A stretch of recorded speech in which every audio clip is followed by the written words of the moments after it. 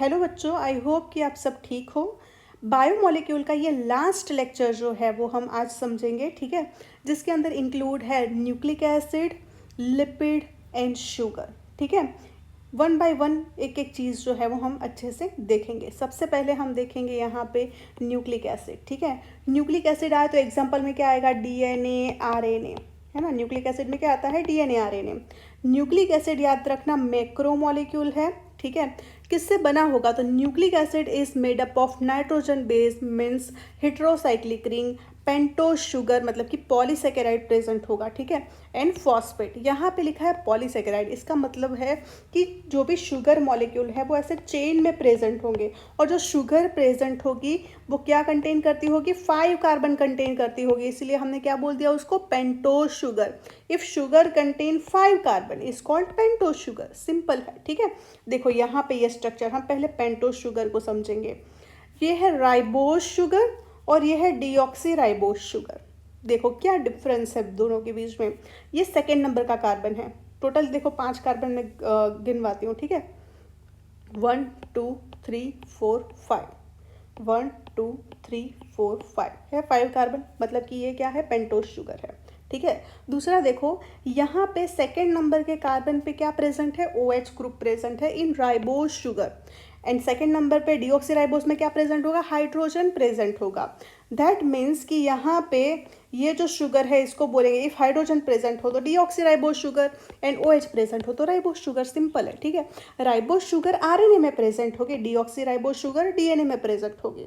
यहाँ तक समझ में आया? ठीक है, अब हम देखेंगे nitrogen base, that means heterocyclic ring. ठीक है, देखो यहाँ पे नाइट्रोजन बेस में हमको 2 रिंग दिख रही है। ठीक है, ये है 1 रिंग स्ट्रक्चर और ये है 2 रिंग स्ट्रक्चर। 1 रिंग स्ट्रक्चर को हम बोलेंगे पिरिमिडिन एंड 2 रिंग स्ट्रक्चर को क्या बोलेंगे हम? प्यूरिन। क्लियर? यहाँ तक समझ में आया? ये स्ट्रक्चर है। ठीक है, प्यूरिन का, ये पिरिमिडिन का स्ट्रक्चर है। ठीक है, अब एग्जाम्पल याद रखने हैं, ये तुमको डिटेल में आएगा मॉलिक्यूलर बेसिस ऑफ इनहेरिटेंस के अंदर। अभी याद रखो कि 1 ring structure pyrimidine and 2 ring purine. ठीक है, अब देखो यहाँ पे एग्जाम्पल याद रखने हैं। ठीक है, wait a minute, okay, let's start. Purine के एग्जाम्पल में क्या आएगा? Adenine and guanine, 2 ring structure है। पिरिमिडिन में क्या आएगा? Cytosine, uracil and thymine, CUT। प्यूरिन में AG। यहाँ तक समझ में आया? ठीक है, और एक चीज़ समझो, यहाँ पे मैं बोल रही हूँ वो ध्यान से सुनना। इफ़ डीएनए हो, देखो इफ़ डीएनए प्रेजेंट हो तो उसमें कौन कौन से नाइट्रोजन बेस आएंगे? ठीक है, तो ATGC आएगा। एंड आरएनए हो तो कौन सा नाइट्रोजन बेस आएगा? तो AUGC आएगा। ठीक है, यहाँ तक समझ में आया? इतना क्लियर है? ठीक है, अब आगे देखें हम। याद रखना आरएनए हो तो यूरासिल आएगा, थाइमिन नहीं आएगा। डीएनए हो तो थाइमिन आएगा। ठीक है, ये नाइट्रोजन बेस की बात हुई। अब ये सारी चीज़ें हमने कलेक्ट कर ली। हमने देखा नाइट्रोजन बेस का स्ट्रक्चर, शुगर देख लिया, और ये है फॉस्फेट ग्रुप। क्लियर? देखो डीएनए का स्ट्रक्चर जो है वो कुछ ऐसा दिखेगा, ऐसा, है ना। तो शुगर फॉस्फेट जो है उसकी बैकबोन बन रही है। देखो साइड चेन है, ये रिपीटेडली प्रेजेंट है, इसीलिए पॉलीसेकेराइड बोला। ठीक है, देखो यहाँ पे शुगर जो है वो नाइट्रोजन बेस के साथ भी कनेक्ट होती है एंड फॉस्फेट ग्रुप के साथ भी कनेक्ट होगी। यहाँ तक समझ में आया? ठीक है, तो शुगर एंड नाइट्रोजन बेस के बीच में जो बॉन्ड बनेगा that is an glycosidic linkage, and phosphate group and sugar के बीच में जो बॉन्ड बनेगा that is phosphoester bond. If एक ही बॉन्ड प्रेजेंट हो तो फॉस्फोएस्टर, 2 होंगे तो फॉस्फोडाइएस्टर बॉन्ड प्रेजेंट। क्लियर इतना? देखो यहाँ पे ये स्ट्रक्चर जो है वो ध्यान से देखो, समझ में आएगा। ठीक है, ये स्ट्रक्चर जो है उस पर फोकस करो। ओके, मैंने क्या बताया यहाँ पे कि if sugar and nitrogen base की बात करें, है ना, तो कौन सा होगा? An glycosidic linkage. And sugar phosphate की बात करें तो फॉस्फोडाइएस्टर बॉन्ड प्रेजेंट होगा। देखो यहाँ पे। ठीक है, ये शुगर फॉस्फेट मैंने दिखा दिया, उससे क्या बनेगा? बैकबोन बनेगा। तो नाइट्रोजन बेस कहाँ प्रेजेंट होगा? तो देखो सेंटर में प्रेजेंट है, दिखाइए नाइट्रोजन बेस, GC AT, है ना। तो यहाँ पे ये जो नाइट्रोजन बेस है उनके बीच में कौन सा बॉन्ड प्रेजेंट होगा? नाइट्रोजन बेस जो है उनके बीच में तो हाइड्रोजन बॉन्ड प्रेजेंट होगा। इफ एडेनाइन एंड थाइमिन की बात करें तो 2 हाइड्रोजन बॉन्ड प्रेजेंट होते हैं, ग्वानिन एंड साइटोसिन की बात करें तो 3 हाइड्रोजन बॉन्ड प्रेजेंट होते हैं, ठीक है। अगेन मैं रिपीट कर रही हूँ, शुगर फॉस्फेट के बीच में phosphodiester bond, sugar nitrogen base के बीच में glycosidic linkage, and nitrogen nitrogen base के बीच में हाइड्रोजन बॉन्ड प्रेजेंट होगा। इफ एडेनाइन हो तो double bond, adenine and thymine हो तो double bond, guanine and cytosine हो तो ट्रिपल बॉन्ड। यहाँ तक समझ में आया, ठीक है। ये डीएनए का स्ट्रक्चर था। आरएनए के अंदर ऐसे सिंगल स्ट्रैंड स्ट्रक्चर होता है, ठीक है, सिंगल स्ट्रैंड स्ट्रक्चर होगा आरएनए के अंदर। डीएनए का हमने क्या देखा, डबल स्ट्रैंड स्ट्रक्चर। यहाँ तक समझ में आया, ठीक है। देखो ऐसा कुछ प्रेजेंट होगा, देखो phosphate sugar repeating unit, sugar phosphate repeating unit, और सेंटर में क्या प्रेजेंट है, देखो यहाँ पे नाइट्रोजन बेस प्रेजेंट है। देखो यहाँ पे भी हम देख सकते हैं शुगर फॉस्फेट, है ना, ये शुगर फॉस्फेट ऐसे बैकबोन प्रेजेंट होगा और सेंटर में नाइट्रोजन बेस। यहाँ तक क्लियर, ठीक है। आगे देखें, न्यूक्लियोसाइड एंड न्यूक्लियोटाइड जो है वो क्या है, ठीक है। देखो न्यूक्लियोसाइड मतलब कि pentose sugar plus nitrogen base, sugar plus nitrogen base, उसको क्या बोलेंगे हम, न्यूक्लियोसाइड। इस पे बहुत सारे क्वेश्चन आते हैं, बच्चे कंफ्यूज हो जाते हैं, ठीक है। देखो इफ बोला हो कि तुमको आइडेंटिफाई करना है नाइट्रोजन बेस और तुमको दिया है एडेनाइन, एडेनोसाइन, एडेनाइलिक एसिड, ठीक है, तो आंसर क्या आएगा, एडेनाइन आएगा। नाइट्रोजन बेस पूछा हो तो, इफ पूछा होता न्यूक्लियोसाइड तो एडेनोसाइन, एंड न्यूक्लियोटाइड तो एडेनाइलिक एसिड। देखो pentose sugar plus nitrogen base nucleoside, मतलब एडेनाइन प्लस शुगर क्या आएगा, एडेनोसाइन। वैसे इग्वानोसाइन, साइटिडीन, यूरिडीन, थाइमिडीन। और न्यूक्लियोटाइड पूछे तो nucleoside plus phosphate group attach हो जाएगा। देखो यहाँ पे phosphate group, pentose sugar and nitrogen base, clear. तो उसको क्या बोलेंगे हम, न्यूक्लियोटाइड। क्या बोलेंगे हम, न्यूक्लियोटाइड, ठीक है। तो यहाँ पे देखो ये न्यूक्लियोसाइड लिखा ही है, उसमें फॉस्फेट ऐड कर दिया, ठीक है। Adenosine plus phosphate, adenylic acid, ऐसे सारे एसिड जितने भी यहाँ पे नाइट्रोजन बेस है उसके पीछे क्या लगा देना है, एसिड लगा देना है, सिंपल। तो उसको क्या बोल देंगे हम, nucleotide. Thymidylic acid, uridylic acid, cytidylic acid, clear. यहाँ तक समझ में आया, ठीक है। देखो अब हम देखते हैं आगे, अब देखेंगे हम कार्बोहाइड्रेट्स, ठीक है। देखो कार्बोहाइड्रेट्स जो है उसका फॉर्मूला है C6H12O6, ठीक है। ग्रुप कौन सा प्रेजेंट होगा, तो ये आल्डिहाइड प्रेजेंट होगा, या तो फिर कीटोन ग्रुप कंटेन कर सकती है। शुगर या तो आल्डिहाइड ग्रुप कंटेन करेगी या कीटोन ग्रुप कंटेन करेगी, याद रखना। एग्जाम्पल देखो, ग्लूकोज, फ्रुक्टोज, गैलेक्टोज, इन्यूलिन, ये सब प्रेजेंट है, ठीक है। कार्बोहाइड्रेट ये सारे एग्जाम्पल है उसके। स्टार्च हो गया, है ना, ये सब क्या है, कार्बोहाइड्रेट्स है, ठीक है। सबसे पहला क्लासिफिकेशन हम यहाँ पे देखेंगे based on number of carbon. Sugar के अंदर कितने कार्बन प्रेजेंट है उसके अकॉर्डिंग हम एक क्लासिफिकेशन देखेंगे, और दूसरा क्लासिफिकेशन उसके अंदर ही देखेंगे कि कौन सा ग्रुप कंटेन करता है, आल्डोज शुगर है या कीटो शुगर है। आल्डोज मतलब आल्डिहाइड ग्रुप प्रेजेंट होगा, एंड कीटो शुगर मतलब कि कीटोन ग्रुप प्रेजेंट होगा, ठीक है। देखो कोई भी शुगर हो उसके अंदर मैक्सिमम 7 कार्बन प्रेजेंट हो सकते हैं और मिनिमम 3 कार्बन प्रेजेंट हो सकते हैं, ठीक है। कार्बन के अकॉर्डिंग जो भी शुगर है उसको क्या बोलेंगे वो पहले देखते हैं। इफ 3 कार्बन हो तो ट्रायोस शुगर, 4 हो तो टेट्रोस, 5 हो तो पेंटोस, 6 हो तो हेक्सोस, 7 हो तो हेप्टोस, क्लियर। अब देखो एग्जाम्पल देखते हैं। 3 कार्बन के अंदर हम ग्रुप के अकॉर्डिंग देखें, ठीक है, तो आल्डो शुगर कौन सी आएगी, ग्लिसराल्डिहाइड, एंड कीटोन कौन सी आएगी, डाईहाइड्रोक्सी एसीटोन, क्लियर। 4 कार्बन हो तो आल्डोस में एक ही शुगर है, इरिथ्रोस, क्लियर।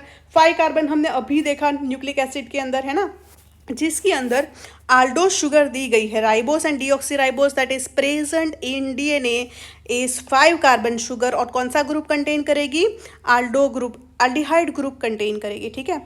कीटोन जो है, कीटो शुगर कौन सी आएगी, राइबोडोस, ठीक है। 5 कार्बन कीटो शुगर कौन सी आएगी, राइबोडोस, क्लियर।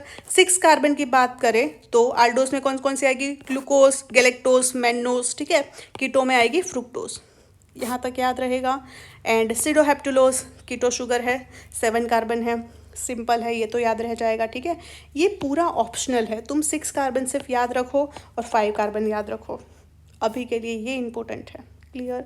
चलो अब देखते हैं कि classification based on number of sugar molecule present. If एक ही शुगर मॉलिक्यूल प्रेजेंट हो तो मोनोसेकेराइड, 2 प्रेजेंट हो तो डाइसेकेराइड, एंड 3 से 10 प्रेजेंट हो, 3 से 10 मॉलिक्यूल प्रेजेंट हो तो ऑलिगोसेकेराइड, और 10 से भी ज़्यादा हो तो पॉलीसेकेराइड। क्लियर? एग्जाम्पल में मोनोसेकेराइड, डाइसेकेराइड एंड पॉलीसेकेराइड के एग्जाम्पल याद रखने हैं, ठीक है। मोनोसेकेराइड के अंदर देखो, ग्लूकोज, फ्रुक्टोज, गैलेक्टोज जो है वो सिंपलेस्ट है, मोनोसेकेराइड है, ठीक है। जब भी तुम खाना खाते हो जिसमें स्टार्च प्रेजेंट हो, कॉम्प्लेक्स शुगर प्रेजेंट हो, तो अपनी डाइजेस्टिव सिस्टम जो है उसको सिंपलेस्ट मॉलिक्यूल में कन्वर्ट करती है ताकि एब्जॉर्प्शन ईजीली हो, ठीक है। तो यही सिंपलेस्ट शुगर में कन्वर्ट होता है, वो ग्लूकोज में कन्वर्ट होगा, फ्रुक्टोज में कन्वर्ट होगा या गैलेक्टोज में कन्वर्ट होगा। यहाँ तक समझ में आया, ठीक है। डाइसेकेराइड में क्या आएगा? Sucrose, lactose, maltose. पॉलीसेकेराइड है ना, पॉलीसेकेराइड मतलब चेन प्रेजेंट होगी, स्टार्च, ग्लाइकोजन, सेल्यूलोज, ये सब क्या है? पॉलीसेकेराइड है। आई होप कि यहाँ तक समझ में आया हो, ठीक है। अब हम देखेंगे मोनोसेकेराइड्स, ठीक है। देखो, जितनी भी शुगर है, ठीक है, अपने पास जितनी भी शुगर है उसके अंदर मोस्ट ऑफ शुगर और कार्बोहाइड्रेट जो है वो डेक्स्ट्रो रोटेटरी है, सिर्फ फ्रुक्टोज ही ऐसी है जो लिवो रोटेटरी है, ठीक है। एंड डाईहाइड्रोक्सी एसीटोन जो है वो ऑप्टिकली इनएक्टिव है। ओके, तो अब हम बात करेंगे फ्रुक्टोज एंड ग्लूकोज के बारे में, ठीक है। अब देखो, ये ओपन स्ट्रक्चर है और ये रिंग स्ट्रक्चर है, ये ओपन है, ये रिंग स्ट्रक्चर है फ्रुक्टोज का, ठीक है। देखो, ये ग्लूकोज का स्ट्रक्चर है, ये ओपन स्ट्रक्चर है, ठीक है। अब देखो, यहाँ पे ये ओपन चेन जो स्ट्रक्चर है उसके अंदर हम देख सकते हैं कि ये फर्स्ट नंबर का जो कार्बन है वो फिफ्थ नंबर के कार्बन के साथ कनेक्ट होगा, ये कनेक्ट होगा, ठीक है, और एक रिंग स्ट्रक्चर बनेगा, ठीक है। तो देखो, ये रिंग में कितने कार्बन प्रेजेंट है? तो 1 2 3 4 5 कार्बन प्रेजेंट है, 5 कार्बन रिंग बनेगी, CH2H बाहर हो जाएगा, ठीक है। तो यहाँ पे इफ़ ये रिंग जो है वो 5 कार्बन की हो तो उसको क्या बोलेंगे हम? Pyran ring. क्या बोलेंगे हम? पायरान रिंग, ठीक है। पायरान रिंग के अंदर क्या है? 5 कार्बन है, एक ऑक्सीजन है, देखो, है ना। और दूसरा यहाँ पे डी फ्रुक्टोज है, तो डी फ्रुक्टोज के अंदर हम देख सकते हैं कि सेकेंड नंबर का कार्बन जो है वो फिफ्थ नंबर के कार्बन के साथ कनेक्ट होकर रिंग बनाएगा। दैट मीन्स कि ये रिंग स्ट्रक्चर जो है उसके अंदर कितने कार्बन प्रेजेंट होंगे? 4 कार्बन प्रेजेंट होंगे। कितने होंगे? 4 कार्बन प्रेजेंट होंगे, ठीक है, और एक ऑक्सीजन प्रेजेंट होगा। तो ये जो रिंग है उसको क्या बोलेंगे हम? Furan ring. क्या बोलेंगे हम? Furan ring. यहाँ तक समझ में आया, ठीक है। तो ये बात हो गई ओपन एंड रिंग स्ट्रक्चर की, ठीक है। आगे देखें हम, तो देखो यहाँ पे अल्फ़ा लिखा हुआ है, अल्फ़ा। अल्फ़ा दैट मीन्स कि यहाँ पे देखो, ये फर्स्ट नंबर पे OH यहाँ नीचे प्रेजेंट हो तो अल्फ़ा कार्बन, और यहाँ ऊपर आ जाता हो तो उसको क्या बोलते हैं हम? Beta carbon. क्या बोलते हैं हम? Sorry, beta glucose. क्या बोलते हैं हम? Beta glucose. ये अल्फ़ा ग्लूकोज है, नीचे OH हो तो अल्फ़ा, ऊपर हो तो बीटा। क्लियर? तो यहाँ पे फर्स्ट नंबर के कार्बन के ऊपर OH की पोजीशन चेंज हुई है, ठीक है, तो उसको क्या बोलेंगे? या तो अल्फ़ा, नीचे होगा तो अल्फ़ा, ठीक है, और ऊपर होता तो बीटा ग्लूकोज होता। क्लियर? यहाँ तक समझ में आया, ठीक है। तो ये हो गया। उसके बाद देखो, ये डी ग्लूकोज किसको बोलते हैं, ठीक है। देखो, ये रिंग, ये स्ट्रक्चर है, उसको मैं फिर से रिपीट करती हूँ, ठीक है। तो देखो, CHO प्रेजेंट होगा, कितने कार्बन हैं? 6 कार्बन हैं, ठीक है। यहाँ पे H आएगा, OH, H,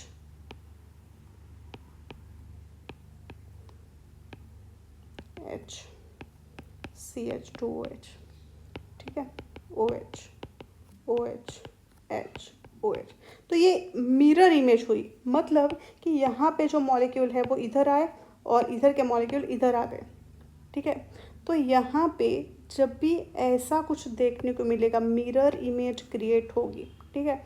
तो ये हो गया डी ग्लूकोज, और इसको बोलेंगे हम एल ग्लूकोज। क्या बोलेंगे हम? L glucose. यहाँ तक समझ में आया, ठीक है। डी ग्लूकोज किसको बोलते हैं? एल ग्लूकोज किसको बोलते हैं? ठीक है, ओके। आगे देखें, यहाँ पे ये स्ट्रक्चर है, मैनोज का स्ट्रक्चर हो गया, ग्लूकोज, गैलेक्टोज, ठीक है, ये सारे स्ट्रक्चर हैं, ठीक है। देखो, यहाँ पे ये ग्लूकोज एंड मैनोज का जो स्ट्रक्चर है, D glucose and D mannose जो है, ठीक है, डी मैनोज और डी ग्लूकोज का स्ट्रक्चर है, उसमें कहाँ पे चेंज हुआ है, देखो कहाँ चेंज है, ठीक है। देखो चेंज कहाँ देखने को मिलेगा, यहाँ मैनोज में कहाँ चेंज मिलेगा सेकेंड कार्बन पे चेंज मिलेगा, ठीक है। और डी ग्लूकोज में कहाँ चेंज देखने को मिल रहा है, देखो कहाँ चेंज देखने को मिल रहा है यहाँ पे। इफ़ बात हम करें D glucose and D galactose की, D glucose and D galactose कहाँ चेंज देखने को मिल रहा है, देखो यहाँ पे, है ना। बाकी सब सिमिलर है बट यहाँ पे चेंज है, कौन सा नंबर, फोर्थ नंबर के कार्बन पे चेंज देखने को मिल रहा है, ठीक है। बाकी सब सिमिलर है, देखो बाकी सब सिमिलर है। तो ये एक दूसरे के क्या हो गए, एपीमर्स हो गए, ठीक है। यहाँ पे C4 एपीमर्स और ये C2, क्योंकि सेकेंड नंबर की पोजीशन पे चेंज हुए ना, इसीलिए। एपीमर्स का मतलब ही ये होता है कि उनका मॉलिक्यूलर फॉर्मूला सेम होगा C6H12O6, but open chain structure जो है उसमें चेंज होगा। समझ में आया, पूरा स्ट्रक्चर मतलब सिमिलर होगा, कोई एक कार्बन पे चेंज होगा, that is called epimers. Clear. उसके बाद यहाँ पे ये सारे स्ट्रक्चर दे के रखे हैं, glucose, fructose, galactose, dihydroxy ribose के रिंग स्ट्रक्चर है सारे ये, ठीक है, ये रिंग स्ट्रक्चर है सारे। क्लियर। ये याद नहीं रखोगे तो भी चलेगा, ठीक है, थोड़ा डिटेल में है, आपको इसमें से 50% भी याद रहा जो NCERT का है, दैट इज़ इनफ, ठीक है। अब देखते हैं डाइसैकेराइड। देखो डाइसैकेराइड के अंदर हमको बॉन्ड याद रखना है, ठीक है। डाइसैकेराइड मतलब कि 2 मॉलिक्यूल ऑफ शुगर। तो यहाँ पे माल्टोज बनाने के लिए हमको क्या चाहिए, ग्लूकोज प्लस ग्लूकोज, तो क्या बन जाएगा, माल्टोज, ठीक है। देखो यहाँ पे बॉन्ड बनेगा, ठीक है, 2 ग्लूकोज के बीच में बॉन्ड बनेगा, कौन सा कार्बन इन्वॉल्व है, 1 और 4th नंबर का जो कार्बन है जो OH ग्रुप कंटेन कर रहा है वो इन्वॉल्व हो रहा है इन्वॉल्व हो रहा है, ठीक है। तो जो बॉन्ड मिलेगा हमको α1,4 ग्लाइकोक्सिडिक लिंकेज, यहाँ पे H2O रिमूव हो जाएगा, ठीक है, एक ऑक्सीजन बचेगा सेंटर में, ये क्लियर। वैसे लैक्टोज बनाने के लिए हमको क्या चाहिए, ग्लूकोज प्लस गैलेक्टोज, ठीक है। देखो ये इन दोनों के बीच में बॉन्ड बनेगा, कौन सा कार्बन है, 1,4, तो बीटा 1,4 लिंकेज, यहाँ पे जो शुगर है वो कौन सी है, बीटा शुगर है, बीटा ग्लूकोज बीटा गैलेक्टोज, ठीक है। तो बीटा 1,4 लिंकेज और यहाँ पे α1,4 लिंकेज, माल्टोज हो तो अल्फा, लैक्टोज हो तो बीटा, यहाँ तक क्लियर। आगे देखें, देखो सुक्रोज का स्ट्रक्चर मतलब ग्लूकोज प्लस फ्रुक्टोज से क्या बन जाएगा, यहाँ पे सुक्रोज बन जाएगा, ठीक है। देखो ये जो अपना ग्लूकोज है उसका फर्स्ट कार्बन एंड फ्रुक्टोज जो है उसका सेकेंड, ठीक है। देखो यहाँ पे ये तो क्या आएगा, यहाँ पे जो ग्लूकोज है वो कौन सा है, अल्फा ग्लूकोज है और ये बीटा फ्रुक्टोज है, तो α1 बीटा 2, α1 बीटा 2 ग्लाइकोक्सिडिक लिंकेज सुक्रोज के अंदर देखने को मिलेगा, ठीक है। सुक्रोज याद रखना नॉन रिड्यूसिंग शुगर है, ठीक है, और उसका जो कार्बोनाइल कार्बन जो है, ठीक है, वो बॉन्ड फॉर्मेशन में इन्वॉल्व है, कोई भी फ्री एल्डिहाइड और कीटोन ग्रुप जो है वो सुक्रोज के अंदर प्रेजेंट नहीं होता है। क्लियर, यहाँ तक समझ में आया, ठीक है। अब बात करते हैं reducing and non reducing sugar के बारे में, ठीक है। तो टॉलेंस एंड फैलेंस एक रिएजेंट है, ठीक है, जिसके साथ जो शुगर है अपनी, ठीक है, वो रिएक्ट करती है। इफ़ रिएक्ट करेगी, इफ़ ये रिएजेंट के साथ शुगर ने रिएक्ट किया, ठीक है, तो उसको क्या बोलेंगे हम, रिड्यूसिंग शुगर, और नहीं रिएक्ट किया तो उसको क्या बोलेंगे हम, नॉन रिड्यूसिंग शुगर। क्लियर। तो रिड्यूसिंग शुगर क्या करती है, Ag प्लस को कन्वर्ट कर देती है Ag के अंदर, ठीक है, Cu2 प्लस को Cu के अंदर, कॉपर के अंदर, ठीक है। कंडीशन क्या होनी चाहिए, मतलब रिड्यूसिंग शुगर किसको बोलेंगे, जिसके पास फ्री एल्डिहाइड और कीटोन ग्रुप प्रेजेंट हो, ठीक है, जिसके पास फ्री एल्डिहाइड और कीटोन ग्रुप प्रेजेंट हो या फिर कार्बोनाइल ग्रुप प्रेजेंट हो, उसको क्या बोलेंगे हम, रिड्यूसिंग शुगर। तो glucose, galactose, fructose, maltose, lactose, ये सब जो है वो क्या है, फ्री एल्डिहाइड और कीटोन ग्रुप कंटेन करेंगे, ठीक है। जैसे हम यहाँ पे देख सकते हैं कि यहाँ पे ये फ्री एल्डिहाइड कीटोन ग्रुप है, यहाँ पे भी फ्री एल्डिहाइड कीटोन ग्रुप जो है वो प्रेजेंट है, माल्टोज के अंदर, लैक्टोज के अंदर, है ना, बट सुक्रोज के अंदर देखो नहीं है ना, सुक्रोज के अंदर नहीं है फ्री एल्डिहाइड कीटोन ग्रुप, तो वो नॉन रिड्यूसिंग शुगर है। यहाँ तक समझ में आया। अब देखेंगे पॉलीसेकेराइड। पॉलीसेकेराइड मतलब चेन पूरी होगी, है ना। तो इफ़ एक ही टाइप की रिपीटिंग यूनिट प्रेजेंट हो, मतलब कि ग्लूकोज ग्लूकोज ग्लूकोज ग्लूकोज की पूरी चेन प्रेजेंट हो तो होमोपॉलीसेकेराइड। बट अलग अलग टाइप के प्रेजेंट होंगे, जैसे कि ग्लूकोज हो गया, फ्रुक्टोज हो गया, गैलेक्टोज हो गया, ऐसे अलग अलग टाइप की शुगर जो है वो रिपीटेडली प्रेजेंट होगी तो उसको क्या बोलेंगे, हेटेरोपॉलीसेकेराइड। तो स्टार्च, सेलुलोज, डेस्ट्रिन, डेक्स्ट्रॉन, ये सब जो है वो होमोपॉलीसेकेराइड है। हेटेरोपॉलीसेकेराइड के अंदर आएगा अल्जीन, अगार, गम, ठीक है। इतना ज़्यादा याद नहीं रखना, इतना याद रखो सिर्फ हेटेरोपॉलीसेकेराइड क्या है, होमोपॉलीसेकेराइड क्या है। पॉलीमर ऑफ सिंगल मोनोसेकेराइड, और यहाँ पे more than one type of monosaccharide, it's called heteropolysaccharide, ठीक है। अब देखो यहाँ पे पॉलीसेकेराइड्स जो है वो दो तरीके से हम और क्लासिफाई कर सकते हैं, कि एक है स्टोरेज टाइप ऑफ पॉलीसेकेराइड और दूसरा है structural polysaccharide. Based on function ये हमारा क्लासिफिकेशन है, एक तो स्टोरेज करेगा या स्ट्रक्चरल होगा, ठीक है। स्टोरेज में कौन कौन से आएंगे एग्जाम्पल, तो स्टार्च, ग्लाइकोजन, इन्यूलिन, और स्ट्रक्चरल में सेलुलोज, काइटिन एंड पेप्टिडोग्लाइकन आएगा, ठीक है। अब पहले हम बात करेंगे स्टार्च की, यहाँ पे फोकस करो, ठीक है। देखो स्टार्च मतलब कि repeating unit of alpha D glucose की रिपीटिंग यूनिट प्रेजेंट होगी। देखो ये स्टार्च बनेगा किससे, तो अमाइलोज प्लस अमाइलोपेक्टिन से बनेगा। याद रखना स्टार्च किससे बनेगा, अमाइलोज प्लस अमाइलोपेक्टिन से बनेगा, ठीक है। तो ये अमाइलोज का स्ट्रक्चर है, चेन स्ट्रक्चर, ठीक है, जिसके अंदर कौन सा बॉन्ड देखने को मिलेगा, तो अल्फा 1,4 ग्लाइकोसिडिक लिंकेज, ठीक है। दो ग्लूकोज के बीच में कौन सा बॉन्ड देखने को मिल रहा था, अल्फा 1,4, ठीक है। तो यहाँ पे भी कौन सा होगा, अल्फा 1,4 होगा, ठीक है। अमाइलोपेक्टिन के अंदर देखो तुम अच्छे से, ये स्ट्रक्चर मानो, ये स्ट्रक्चर जो है वो किसका है, अमाइलोज का है, ये अमाइलोज का है, ठीक है। और यहाँ पे एक चेन है अमाइलोज की, तो ये ऊपर की चेन और नीचे की चेन, ठीक है, वो दोनों जो है वो कनेक्ट होगी। कौन से पॉइंट पे कनेक्ट होगी, तो अल्फा 1,4 तो है ही यहाँ पे, दूसरा कौन सा आएगा, अल्फा 1,6। तो ये कार्बन का नंबर हो गया, ये कौन सा है, ये नंबर जो है वो 1 है, ठीक है। और ये 6 नंबर का कार्बन है, ये 1 है और ये 6 नंबर का कार्बन है, इन दोनों के बीच में बॉन्ड बन रहा है, ठीक है। तो अमाइलोपेक्टिन जो है वो ऐसा ब्रांच है, देखो, है ना।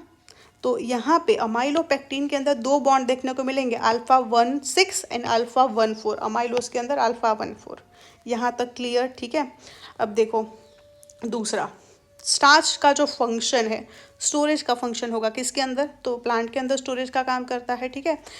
दूसरा ग्लाइकोजन भी सेम टू सेम ऐसा ही है, स्टार्च जैसा ही है, उसमें भी अल्फा 1,4 अल्फा 1,6 लिंकेज देखने को मिलेगा, बट ये स्टार्च से ज़्यादा ब्रांच्ड है, ठीक है। और ग्लाइकोजन किसके अंदर होता है, in form of storage house नहीं, in the form of storage food, किसके अंदर होगा, एनिमल के अंदर होगा, क्लियर।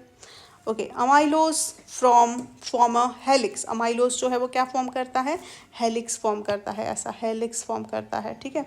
और जिसके अंदर आयोडीन जो है वो ट्रैप हो जाता है और वो ब्लू ब्लैक कलर देता है, कि क्या कलर देगा, ब्लू ब्लैक कलर देता है। तुमने फोटोसिंथेसिस में देखा होगा ना कि पोटैटो के अंदर स्टार्च प्रेजेंट होता है तो उसका आयोडीन के साथ रिएक्शन करवाते हैं तो ब्लू ब्लैक कलर आता है। क्यों आता है, क्योंकि ये अमाइलोज का जो हेलिक्स वाला स्ट्रक्चर उसके अंदर आयोडीन फंस जाता है, ठीक है, और ब्लू ब्लैक कलर जो है वो देता है, ठीक है। ये कुछ मतलब पॉइंट है और अमाइलोज अमाइलोपेक्टिन के बीच में, ठीक है। अमाइलोज हमने कैसा देखा, स्ट्रेट चेन था, और ये कैसा था, अमाइलोपेक्टिन अमाइलोज जो था वो स्ट्रेट और अमाइलोपेक्टिन जो है वो ब्रांच्ड होगा। स्टार्च के अंदर 20% अमाइलोज होगा, 80% अमाइलोपेक्टिन होगा, ठीक है। ये वाटर के अंदर लेस सॉल्यूबल है, ये ज़्यादा सॉल्यूबल है, ठीक है। यहाँ पे स्ट्रेट चेन और यहाँ पे ब्रांच, ठीक है। ये कौन सा, स्टार्च के अंदर कौन सा पार्ट जो है वो आयोडीन के साथ रिएक्ट करेगा, तो याद रखना अमाइलोज करेगा, ठीक है, जो ब्लू कलर देगा, ठीक है। और अमाइलोपेक्टिन जो है वो रेडिश ब्राउन कलर देता है, क्लियर, इतना याद रहेगा, इतना काफ़ी है, ठीक है। आगे हम देखें, एक और चीज़ प्रेजेंट होती है, ठीक है, स्टोरेज फॉर्म में। इफ़ पॉलीसेकेराइड की बात करें तो इन्यूलिन, नॉट इंसुलिन, इन्यूलिन, ठीक है। तो इन्यूलिन जो है वो क्या है, तो पॉलीमर ऑफ फ्रुक्टोज जो प्रेजेंट होता है अनियन, गार्लिक, ये सब के अंदर, ठीक है। और ये प्रीबायोटिक है, ठीक है, प्रीबायोटिक मतलब कि नॉन डाइजेस्टेबल, इसको हम डाइजेस्ट नहीं कर सकते, ठीक है। यहाँ तक समझ में आया, ठीक है। ओके, आगे हम देखें तो सेलुलोज की बात करें हम, ठीक है, तो ये स्ट्रक्चरल है, ठीक है। यहाँ तक हमने क्या देखा, स्टोरेज देखा, ये स्टोरेज खत्म हो गया, अब हम स्ट्रक्चरल देख रहे हैं जिसके अंदर हम देख रहे हैं अभी सेल्यूलोज। ठीक है, देखो सेल्यूलोज के अंदर बॉन्ड कौन सा फॉर्म होगा, beta D glucose and beta D glucose present होगा। देखो यहाँ पे ये बीटा डी ग्लूकोज है और बॉन्ड बीटा 1,4 ग्लाइकोक्सिलिक लिंकेज कहाँ प्रेजेंट होता है, सेल्यूलोज तो प्लांट के अंदर प्रेजेंट होता है, सेल वॉल के अंदर, कॉटन फाइबर में प्रेजेंट होगा, वुड के अंदर प्रेजेंट होगा, और हम उसको डाइजेस्ट नहीं कर सकते, अपने पास सेल्यूलोज नहीं है, पर टर्माइट के पास है। ठीक है, टर्माइट जो अपने सारे वुडन दीमक जिसको बोलते हैं, दीमक जो सारे अपने वुडन फर्नीचर ये सब खराब कर देती है, वो उसके अंदर क्या क्या प्रेजेंट है, सेल्यूलेज, तो ये ब्रेक डाउन हो जाता है, सेल्यूलोज अपने पास नहीं है। ठीक है, तो ये हो गया। अब देखते हैं काइटिन। काइटिन कहाँ प्रेजेंट होता है, तो फंगस सेल वॉल में प्रेजेंट होता है, आर्थ्रोपोडा। ठीक है, आर्थ्रोपोडा के अंदर एक्सोस्केलेटल जो है उसके अंदर प्रेजेंट होगा काइटिन प्लस CaCO3। ठीक है, शुगर, अमाइनो शुगर प्रेजेंट होगी। ठीक है, and bond beta 1,4। Clear, okay, chitin खत्म हो गया। ठीक है, यहाँ पे देखो ये जो शुगर है, ये शुगर जो है, ठीक है, उसमें ये सेकेंड नंबर पे क्या प्रेजेंट है, अमीनो ग्रुप प्रेजेंट है। शुगर में सेकेंड नंबर पे कार्बन पे क्या प्रेजेंट है, अमीनो ग्रुप प्रेजेंट है। काइटिन हो तो याद रखना। ठीक है, इतना याद रहेगा। ओके, और उसको क्या बोलेंगे, एन एसेटाइल ग्लूकोज अमाइन, क्या बोलेंगे हम, एन एसेटाइल ग्लूकोज अमाइन। ये जो NH ग्रुप है ना उसको क्या बोलेंगे हम, अमीनो ग्रुप को क्या बोलेंगे, एन एसेटाइल ग्लूकोज अमाइन। तो glucose plus N acetyl glucose amine जो है उसको क्या बोलेंगे हम, काइटिन बोलेंगे। यहाँ तक समझ में आया। ठीक है, वैसे ये पेप्टिडोग्लाइकन, ठीक है, हिटरोपॉलीमर है, ये याद रखना, हिटरोपॉलीमर की अब बात करेंगे। ठीक है, अभी तक हमने क्या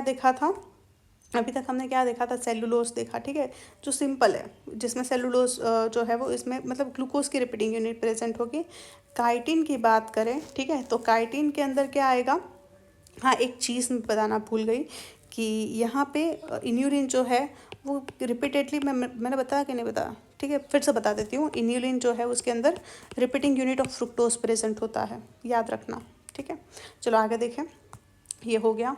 ओके, पेप्टिडोग्लाइकन हिटरोपॉलीमर है। ठीक है, तो हिटरोपॉलीमर जो है उसके अंदर देखो यहाँ पे, तो ये स्ट्रक्चर जो है, ये स्ट्रक्चर जो है, ठीक है, ये क्या है, ये क्या है यहाँ पे, तो ये है अपना एन एसिटाइल ग्लूकोज अमाइन, और ये है एन एसिटाइल म्यूरामिक एसिड। देखो ये है एन एसिटाइल ग्लूकोज अमाइन और ये है एन एसिटाइल म्यूरामिक एसिड। ठीक है, ये है NAG, इसको मैं क्या बोलूँगी, नाक, और उसको NAM, इसकी रिपीटिंग यूनिट प्रेजेंट है। देखो रिपीटिंग यूनिट प्रेजेंट है, तो यहाँ पे नाग और नैम के बीच में जो बॉन्ड प्रेजेंट होगा दैट इज बीटा 1,4। यहाँ पे जो बॉन्ड प्रेजेंट होगा इन दोनों के बीच में that is beta 1,4 glycosidic linkage. ठीक है, अब देखो यहाँ पे ये जो एन एसिटाइल म्यूरामिक एसिड है, ये एन एसिटाइल म्यूरामिक एसिड है, वो कुछ यहाँ पे नीचे भी कनेक्ट हो रहा है ना। ये जो नीचे मॉलिक्यूल प्रेजेंट है उसको क्या बोलेंगे, अमीनो एसिड, क्या बोलेंगे हम, अमीनो एसिड। यहाँ तक याद रहेगा। ठीक है, all polysaccharide mostly homopolymer except peptidoglycan जो है वो क्या है, हिटरोपॉलीमर है, याद रहेगा इतना।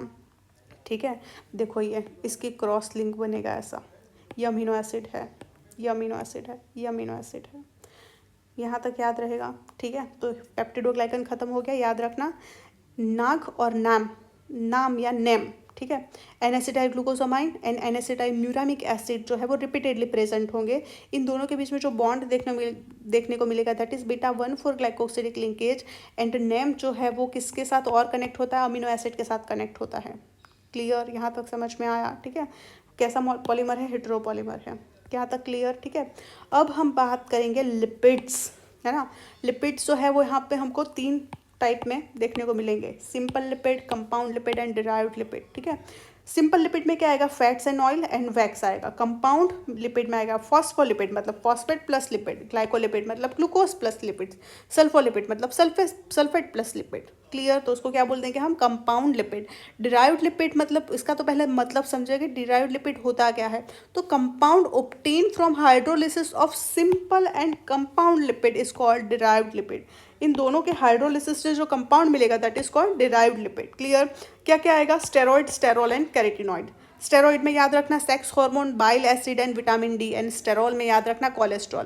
कैरोटीनॉइड में क्या आएगा, कैरेटीन या विटामिन ए एंड सेंथोफिल। ठीक है, तो ये हो गया डिराइव्ड लिपिड। हम एक एक करके देखेंगे। सबसे पहले हम देखेंगे सिंपल लिपिड। ठीक है, सिंपल लिपिड के अंदर तुम देखो यहाँ पे तो ester of fatty acid with alcohol और glycerol. If ester of fatty acid with alcohol होगा तो उसको क्या बोलेंगे हम, वैक्स, एंड ग्लिसरॉल होगा तो इसको क्या बोलेंगे हम, फैट्स एंड ऑयल। क्लियर। और हम डिफरेंस देखें कि ऑयल और वैक्स के बीच में क्या डिफरेंस होगा, तो ऑयल जो है वो रूम टेम्परेचर पे लिक्विड होता है, जबकि वैक्स जो है वो क्या होगा, रूम टेम्परेचर पे सॉलिड होगा। ठीक है, एग्जाम्पल में क्या आएगा, जिंजली ऑयल जो है वो ऑयल है। ठीक है, एंड वैक्स में क्या आएगा, तो कैंडल, ल्यूब्रिकेंट्स, है ना, ये जो है वो किस में आएगा, वैक्स के अंदर आएगा। यहाँ तक समझ में आया। ठीक है, फैटी एसिड प्लस ग्लिसरॉल को हम क्या बोलेंगे, ट्राइएसाइल ग्लिसरॉल भी बोल सकते हैं। यहाँ तक समझ में आया। ठीक है, देखो और एक चीज़ याद रखना, और एक चीज़ याद रखना यहाँ पे। ठीक है, देखो यहाँ पे सिंपल लिपिड की डेफिनेशन एनसीईआरटी में लिखी है, contain carboxyl group attach to R group. Carboxyl group किसके साथ अटैच होगा, आर ग्रुप के साथ। और आर ग्रुप जो है वो क्या हो सकता है, या तो मिथाइल होगा या इथाइल ग्रुप प्रेजेंट होगा। यहाँ तक समझ में आया। मतलब कि सिंपल लिपिड के अंदर क्या प्रेजेंट होगा, कार्बोक्साइल ग्रुप प्रेजेंट होगा, मिथाइल और इथाइल ग्रुप प्रेजेंट होगा, और कार्बन की लंबी चेन होगी। देखो यहाँ पे ये फैटी एसिड है, देखो कार्बन की लंबी चेन, ये हो गया अपना कार्बोक्साइल ग्रुप, और यहाँ पे मिथाइल ग्रुप, यहाँ पे हम देख सकते हैं। ठीक है, यहाँ पे CH3 होगा।